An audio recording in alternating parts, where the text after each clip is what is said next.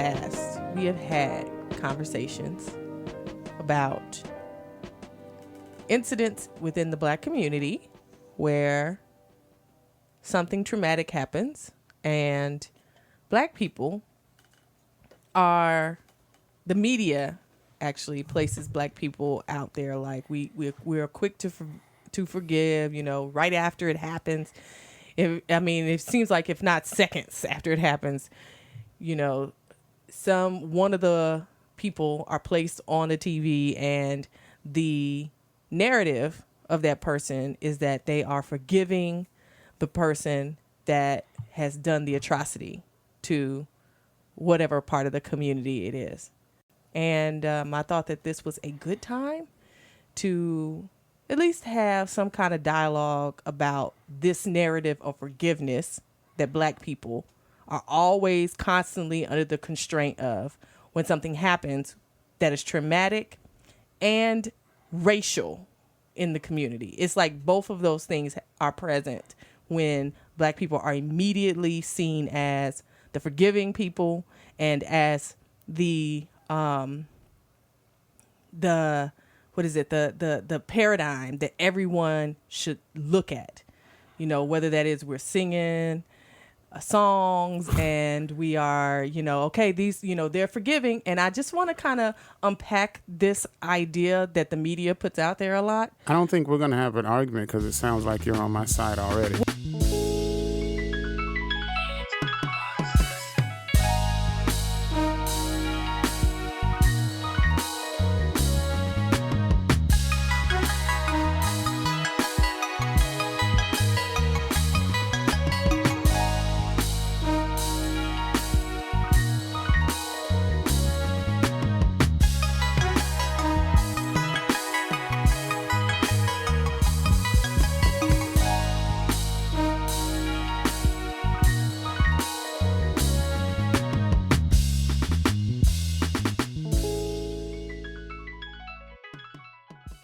Well, it's not that I don't think that I'm looking for an argument. I think that I'm looking for us to unpack why that event happens like that. Like what it is, what are our thoughts about why Black people immediately have to be seen? Like, for instance, you had the 911 event. And even just past where they did, I think, like the anniversary of it this year, people were saying, I don't forgive these people for, taking my family member from me. Like they are openly, the narrative is not. And just to be clear, these are white people. Well, they are. That are not forgiving. Right, they Got are. it. But this tragedy, they're allowed to be openly angry and human. Right. And no one takes it out of the circumstance that it lies in. No one says, oh, well, since they're angry, they're this, or they're angry, they're that, or they'll never forgive, they're this. And no one paints them to be larger than life and says, oh, well, we should use them and say everyone ought to be like them because we're telling you that they are forgiving of this. There's so many. The week after the Charleston shootings happened, which is really where we got into a lot of our discussion about it. Well, not that we have to reiterate, but where we don't have 9 people died. Right, in a church. In a church. At were Bible killed, class. were shot in a church. Right. After that happened, what I saw on like the Sunday morning shows is the narrative again was total forgiveness. And it was even singled out that, like right after, I think one of the young boys. The day after. Yeah, well, they mentioned it on that Sunday, which was not the day after the shooting. The Sunday was a couple of days after the shooting, if not several days after the shooting. They said, that he forgave and he should be, a model and a symbol of how we should react to this. The gun law kind of thing got thrown into it. It was not guns to kill people, it's people to kill people. There was no way of really averting this crisis. For a second, let's stay on that guy. Okay. Because I think that's powerful. In every way that things can be powerful. This guy, ask me what you want. This guy who's young, I believe he was in he's in college now. Heard, because he wasn't there, that his mother lost her life in a church on a random day where she was doing something that she did every week. And if not the very next day, and I think it was, and I can be corrected, if not the very next day, several days after, not very many, he makes this huge statement of how much he forgives this guy and how he wants to be an example to how everyone else should react. Now, as you know, that is one of the most sickening parts of my people, is that they are quick to forgive people that do them that kind of harm, But that kind of damage. Now,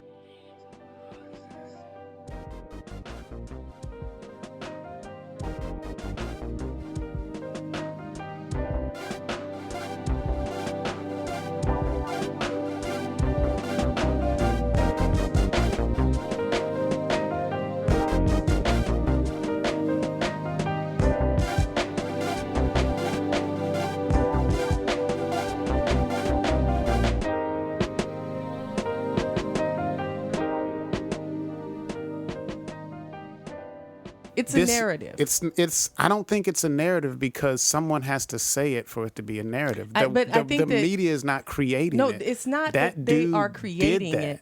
I don't think that they are creating it. I do think that it is being piecemealed in a way that is for the benefit of the narrative. So, because we know that these people are human. This is what we know. These people are not, robots they're human. So we know they're angry. We know that. We know Then that how there's come we don't hear very, it? very exactly.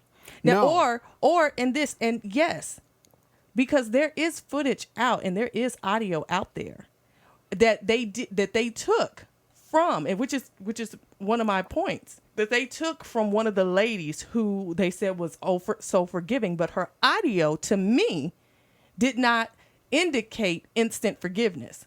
It said, I am entirely angry right now, but I cannot live in this place.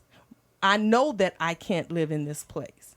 So I know that I'm going to have to forgive because I can't live here. It will destroy me, but I am angry. She said, she speaks to her emotions and she speaks to her humanity in the audio, but that's not how, when they finished it up, that's not what it was at the end. It was, oh, she was so forgiving. Oh, she was so this. And I'm like, but you are not listening. Or maybe you are, and that just isn't what your narrative wants to be at this point. I understand, and we'll have time to talk about the narrative. But that's what it is. Obviously, to me. it's the media, right? So anytime they put a story together, they have a campaign that they want to put out. So fine, it's the media. But the problem that I have, and the problem that I will always have, is how that word comes up out of people's mouths who have been hurt by a specific type of people.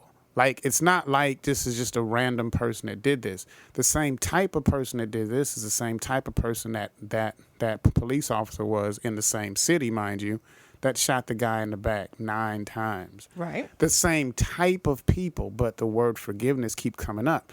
There would be no narrative in the media if these people wasn't saying that word. No, but you do get to, for me. And again, I'm not gonna go too far on my horse here because I have not ever been hurt like that. But I do know that my anger would be shown and the word forgiveness would not come out because on one hand, I'm pissed.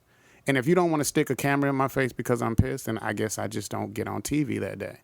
And then 2, I'm smart enough to know that if that word forgive came out any way it came out, no matter how it came out, if they could piece for and give together in 2 separate words, I said they would. But I don't think anybody is thinking about that in the middle of whatever that's going on. Why are they not? Because they're not thinking about the narrative that they're thinking considering about. the type of person that did the harm, why are they not thinking about that? Because I don't think that, first of all, is the place that we live today. We don't live in the place that says, other than it particularly, let me be more specific. I don't think for Black people, we live in the place that says you get to showcase anger. And I don't think we've lived in that place for a long time.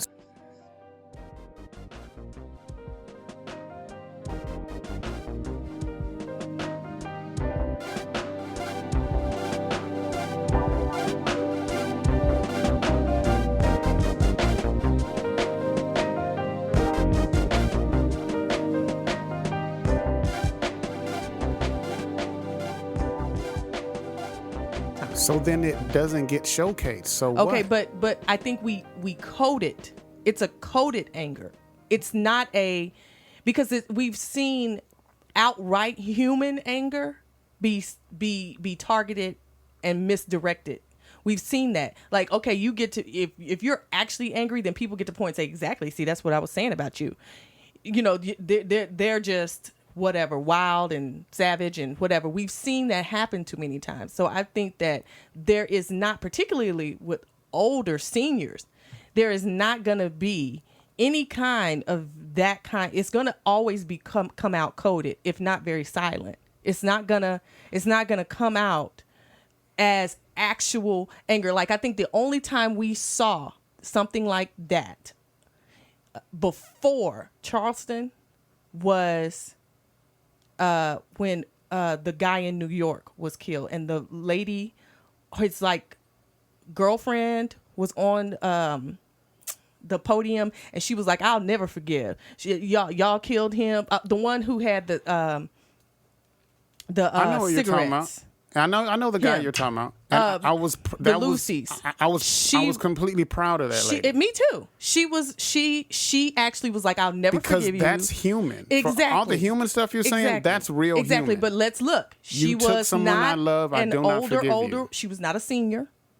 She was, that girl, she probably is about 30, in her mid to late 30s. This guy we were talking about earlier was a college guy. He was. Look how young he is. He was a college guy, and he was talking about his mother, who we know was a lady who went to church seemingly religiously. Right. So I can only imagine what his actual life is probably like. So I don't think, and you would think, well, would my mom want me to, Well, no, he's young. I'm not going to come down on him. He's young. He doesn't understand he doesn't understand the world we live in yet. But there were tons of older people that should know the world we live in that literally went to his what he was being arraigned on video. They literally went to his arraignment crying, saying that they forgave him. I haven't seen the arraignment video. They stood in line to tell this man, yes, you took my people and I forgive you. That's what I'm talking about. Why does something like that happen?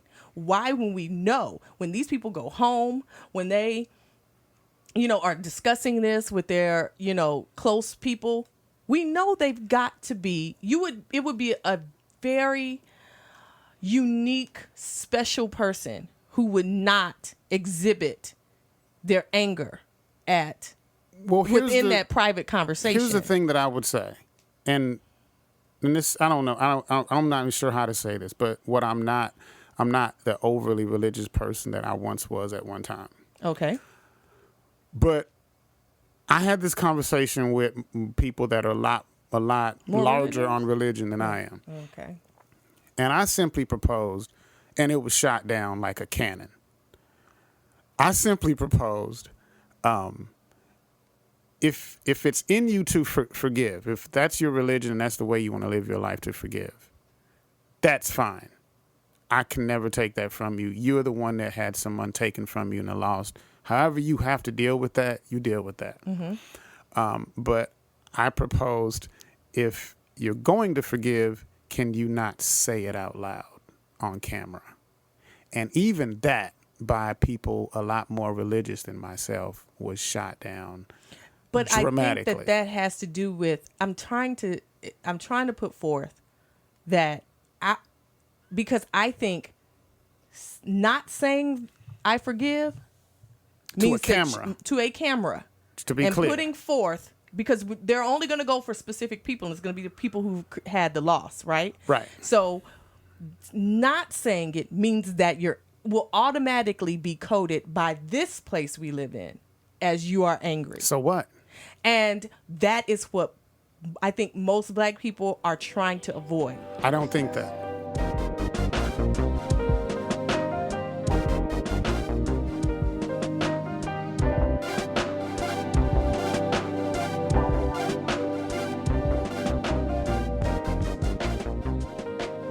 So we have an internal struggle with how we are relating to a culture that will demonize us if we show that we're human, possibly, at least through our perspective. And we're also struggling with a culture that wants us to be forgiving. So it's a double dip to me.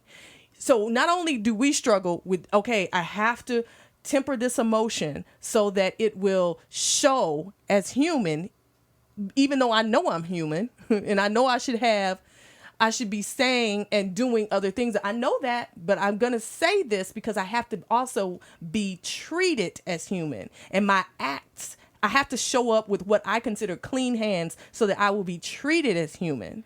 But then you have a whole institution that also says, I need for you to be this thing. I need for you to show forgiveness. And even though there can be absolute audio that shows that you're saying you're angry, I will not. I'll kind of bypass that and I'll skip over that. And I'll go to where you said that you were going to forgive, because I need that from you too.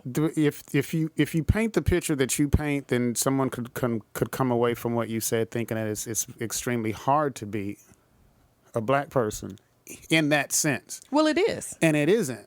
It is. No, it isn't, because it is. It doesn't matter that they see your anger as not being human, or it doesn't matter that they see your anger as being savage. So the fuck what? Why do I have to make this choice when you took something I loved? I ain't got to make that choice. And if I don't get on TV, fuck TV. If I don't get on the radio, fuck the radio. The problem is that you will get on TV.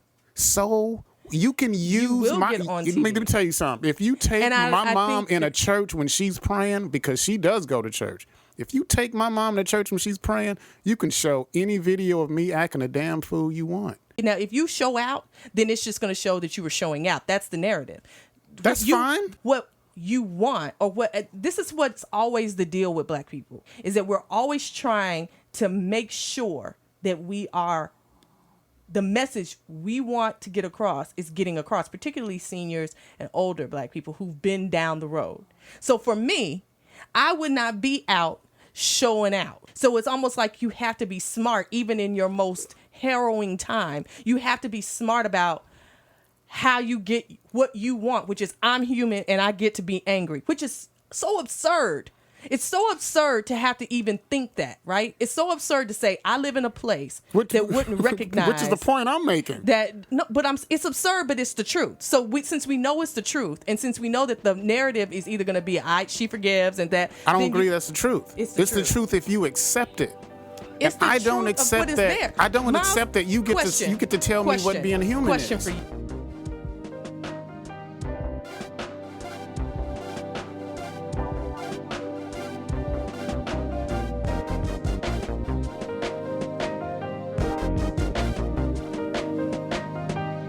Reverend Daniel Simmons Sr.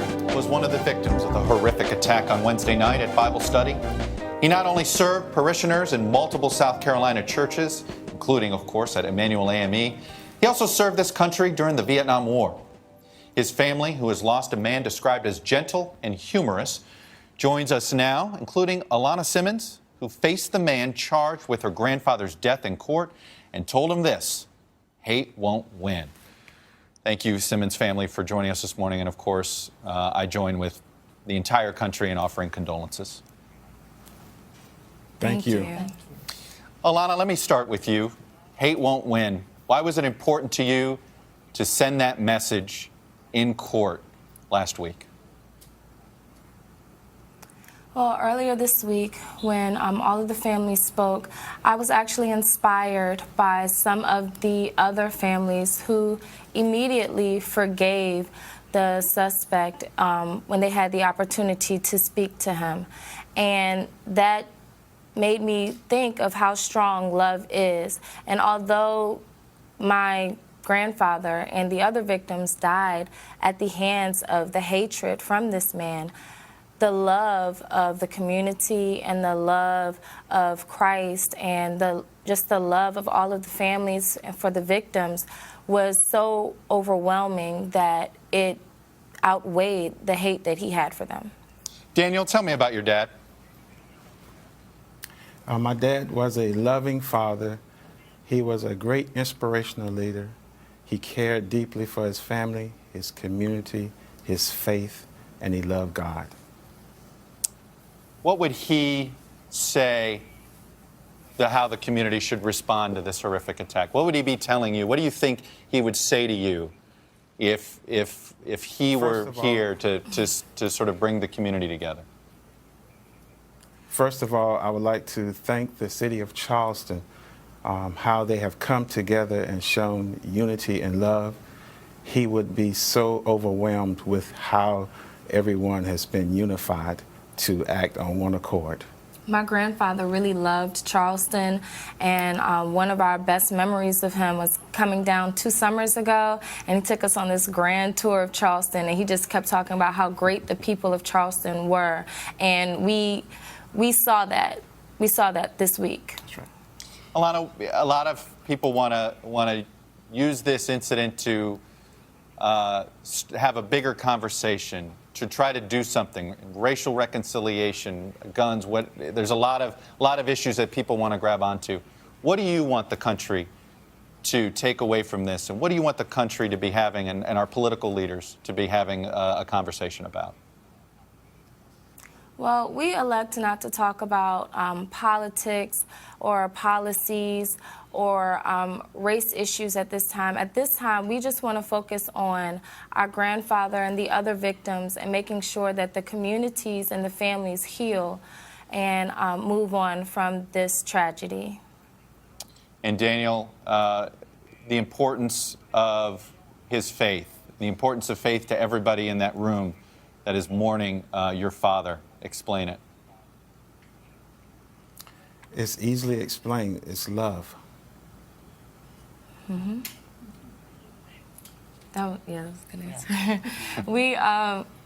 We love each other. We loved our grandfather, and the outpour of love from the community and from the officials, from our community in Hampton Roads, Virginia, it's just been so overwhelming that it's given us, all of us, I would like to say, a grace that, is past understanding. Well, your family is quite an example for all of us in this country. Reconciliation, forgiveness, love, faith, unbelievable. My condolences. And Charleston has been a great example to the rest of the country as well. We just really, really appreciate how everyone has come together, and like people of all races, all religions, genders, orientations. At the prayer vigil we went to Friday night, everyone was there, and it was just so overwhelming and just so wonderful to see everyone coming together, not to bash or to talk about the suspect, but to celebrate the lives and to heal together. Well, it's too bad that it took a tragedy like this to make that happen, but perhaps if this is what comes out of it, maybe we're a better society for it. Thank you, Simmons family. Thank you. Hey, NBC News fans, thanks for checking out our YouTube channel. Subscribe by clicking on that button down here, and then click on any of the videos over here to watch the latest interviews, show highlights, and digital exclusives. Thanks for watching. So when you watch that video, because you're playing devil's advocate pretty nice over here, but when you think about that video, how can you continue to play devil's advocate on something so... I don't know what to say. Like, that's disturbingly non-human. It is the coded language that not black one people of them speak were in. being human. Not one of them. It is the coded language that black people speak in, because there is I don't know where it comes from. Maybe someone can talk to us about that. We know there where it might comes be from. Why we keep another. Okay, asking that? fine. Well, you can place one thing. I think that people who are also thinking will not just place it in. It won't be one color. It'll be a whole bunch of stuff. I'd love to see any other and color. I would love to hear, because that's, to me, is a whole other show, is where that comes from. But no, it is. I know you want to be just one stroke with it, but it's a lot of stuff. Black people are packing around a whole bunch of stuff. You have a guy that make went us this on thing. a Sunday morning show that was disturbed at the idea that his people got shot while praying.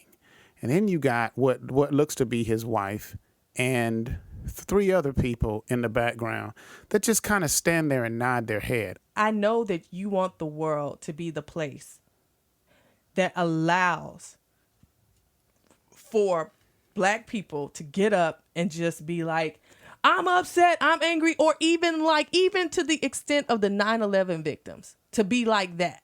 And why can't they do that? Because I think there's internal. First of all, look what happened within the interview. Can we take away the elements of what happened within the interview for a second? Can we do that for a second? If you're talking about what the host did, is that what you want to talk about? I'm talking about what exactly. If you want to talk about what the host did, that's fine, but can we do that later? No, what I'm because saying, it doesn't happen if they don't do that shit. No, what it does happen. It because doesn't. What happened is, if they say I ain't coming to no fucking interview, my people just got killed this week. I ain't coming to no interview today. If that, okay, so we could live in that world where they say that. I mean, come on. We can live in that world where they say that. He never gets a chance to do that to him. We live in that, if we can live in that world where they say that, or do you want to actually live in the world where we actually live? I'm not being... I just want to know which one we want to do. No, I'm not being utopian. Because what I am saying even is, with the woman who decided to say, I don't forgive you, she got up there. Right. Okay? She got up there. And she was human when she got up there. So none of these people were. So, and they were obviously not human. They were openly not human. To a weird degree. It was a very weird, eerie interview. I remember watching it going, wow. And all I can take from it is that this is the world we live in. And I know that you say it's not the world. You don't have to accept it. It doesn't have to be the world. You don't have to accept that as the world. I do think that given the people we're talking about, this is the world. This was the best. What I applaud about what they did is that they did not ever say, I forgive him. They never said that. They never said that. Is it worse to not have said it, or is it worse to show up at a show that makes you have said it? Because that's what the host did. He pretty much made them say it. Even though they didn't say it, he kept tossing out the idea. He ended that right? show like they said it. He kept tossing out the idea, and then he said the most awkward thing, which nobody calls him on, which is, "I'm so sorry it took this to make it happen." That was the worst. Because I don't think he knew what to do. But whose fault is it ultimately? He kept trying to lead them down the road of saying, that's what happened in the interview. In the interview, he kept trying to lead them down the road of one of them. Please say. Because I have you here. I have you here. I have you here. One of you, I need one. I just need one. And we can end the interview. That's what he's doing. He's begging. The whole interview, he's begging them, please, one of y'all just say, I forgive him. Say, I forgive him. And they never said it. She kept talking about Charleston, how everybody came together and that they were just backing up the other families. That's what she kept doing. And he kept begging, please just say it. Oh, please say you forgive the guy. And they never did it. And then at the end, he didn't know. He was all out of everything. And it got real weird. And he says, well, I'm so sorry that it took this for you guys to come together. This is why I want anyone who is a lot more spiritual than I am. And I'm not going to respond back. I'm not going to poke holes in your comment or anything like that. I want someone to tell me why it was such a horrible idea of mine to say, if it's already in you to forgive, then that's what you have to do. But you have to know that you can't go showing your face like they did in that interview or saying the words that you forgive, because the world that I live in, it just gets more people killed. It gets more people killed. Explain yourself.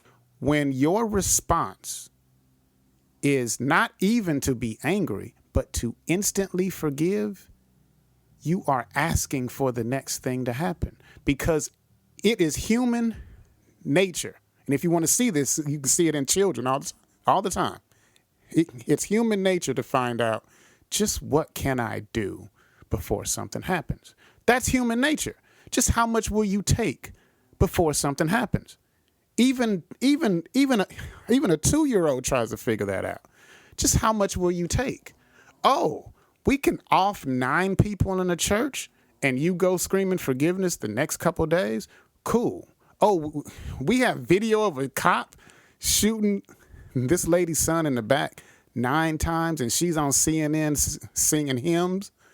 Well, how much will they take? This is what I mean by it just gets the next person killed. It just makes that church situation go from 9 to 25 on a Sunday morning. Okay, and that's my fear. I'm not egging this on, but that's my fear. When you're reacting, here's the thing: no one else has that reaction. You can't name me another race of people that have forgiveness as their primary reaction. That's the primary reaction. That's the first one, is forgive. It comes quick.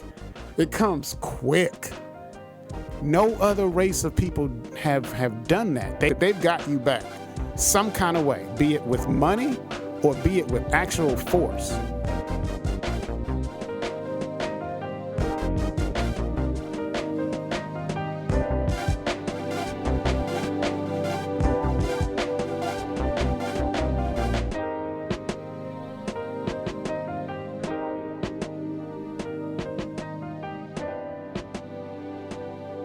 Second thing is, I know that for you, it's just a matter of people not showing up.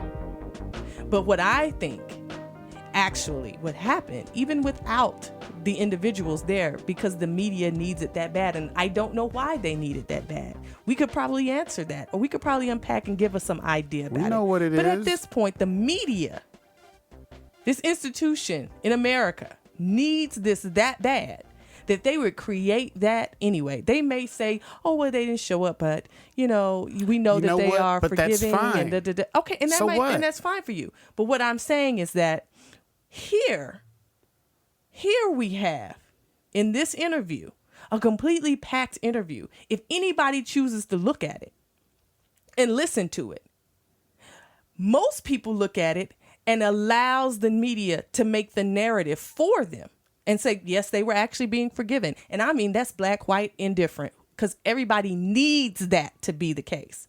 Everybody needs this forgiveness thing from black people, so they will allow it, even though nobody in that interview said anything like that. And if that interview were in any other topic or situation, someone would have called that awkward and called it out completely. Do you want to know why and they would were have allowed been to do that? upset with Tim Russell or Ted Russell or whatever his name is. I don't know his name right now.